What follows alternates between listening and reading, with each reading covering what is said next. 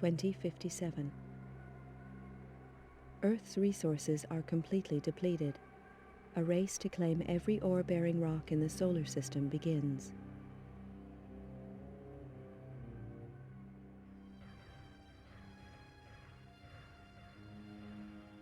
(2079). Tension grows as opposing nations compete for ever-declining resources and expand their military capabilities in space. 2085.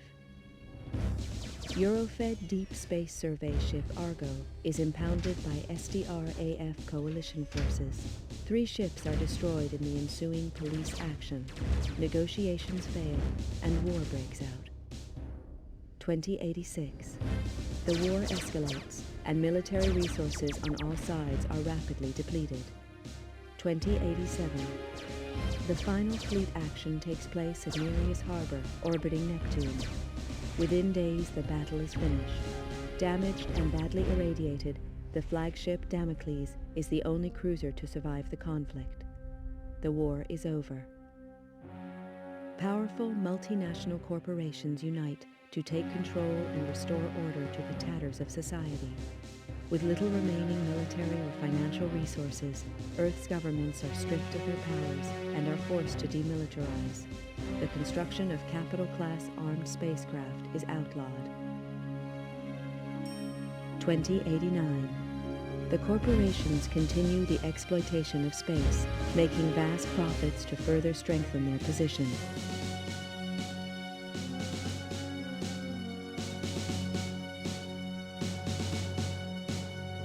Earth's coalition government is allowed to create a multinational force to keep order in the colonies.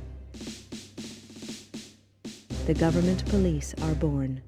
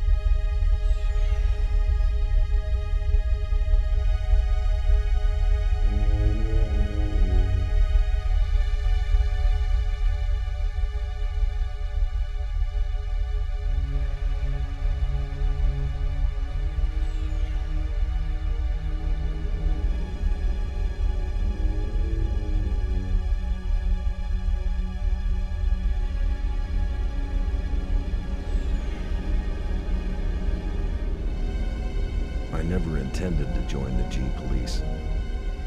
A lot of vets did after the collapse, but I'd seen enough killing. And killing's what it's all about. When they first hit the colonies, the G-Police operated like any other Earth-based force.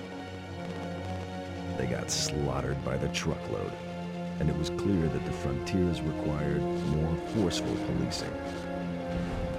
Close air support was introduced in the shape of the AG-60 Havoc. I'd flown these babies on Mars during the war, and they were past their prime even then. Lack of funding from Earth means that these ships are still in frontline service. Second-hand machines flown by second-hand crews. Which doesn't make the job any easier. G-Police are supposed to represent government authority in the colonies, but I knew the score. Most smart cops did now. Keep the population under control and try and turn a blind eye to any shady corporation deals. G-Police are all volunteers, usually vets with time on their hands. There's a few high-minded idealists who think they can make a difference, but the majority are just running from problems back on Earth. The G-Police ask no questions. If you're willing and you're up to it, you're in. Elaine Slater was one of the idealists. She was on her 4th tour as a Havoc pilot on Callisto, and now she's dead. Another good cop among many. They don't keep count anymore, but Elaine Slater was different. She was my sister. The inquiry gave a verdict of suicide linked to stress and depression. I didn't buy that. Elaine had won commendations for closing a couple of big cases, and she'd even hinted at a new romance. Depression just didn't fit the picture. If I didn't believe the suicide verdict, that left only one option. Someone murdered her and went to the trouble of covering it up. I had to know the truth. With a couple of street contacts and most of my savings, I bought a new identity and signed up as a Havoc pilot in the colonies. My military record got me a posting to the main hotspot, Callisto, to Elaine's old unit. I knew I'd have to watch my back out there. If anyone found out I was Elaine's brother, I was as good as dead. Welcome to Callisto, Mr. Taylor. I'm Commander Horton, and I run this operation. I don't know who you were trying to fool with that false name bull, Slater, but it's not gonna work on me. I'd met some of the pilots already. They seemed pleasant enough. Horton was another story. A horror story. He talked tough and looked tougher. That hunk of tin hanging around his brain hadn't slowed him down, though. He'd spotted my phony ID and was not impressed. Arriving on the same flight as the internal affairs investigator hadn't earned me any brownie points either. It was plain that my new commander didn't trust me. Yeah, that was okay. I wasn't too sure about him either. As I listened to Horton, I noticed the medals he wore. A vet from the Naris action. No wonder he looked half dead. Well, then it clicked. He was the Horton, the last great fleet captain. What the hell was he doing in this backwater? I don't trust you, Slater, and I'm gonna be watching you like a hawk. Your first briefing is tomorrow at 0500 hours in the main briefing room. In the meantime, I suggest you take a look at your unit's database and familiarize yourself with it. That's all for now, Slater. Dismissed.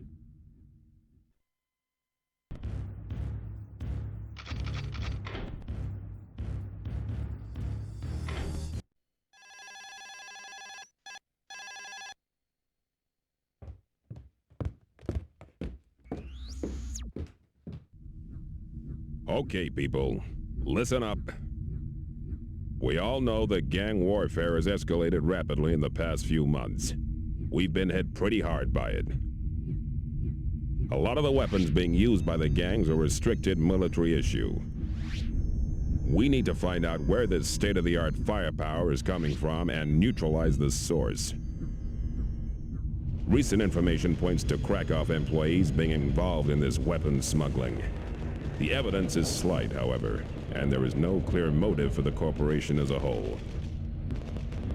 I have expressed our concerns to their president, Natalie Argenta, who was naturally denied any involvement. Argenta is coming over on the next shuttle, which arrives in 4 days. I can't give an official directive here, but off the record, keep a close eye on Krakow activities. I think they're hiding something.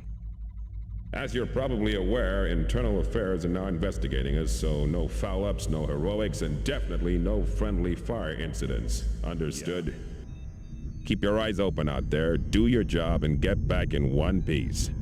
We can't afford to keep losing pilots or gunships at this rate. Mission briefings are at 0500 hours tomorrow. Good luck, people. Dismissed.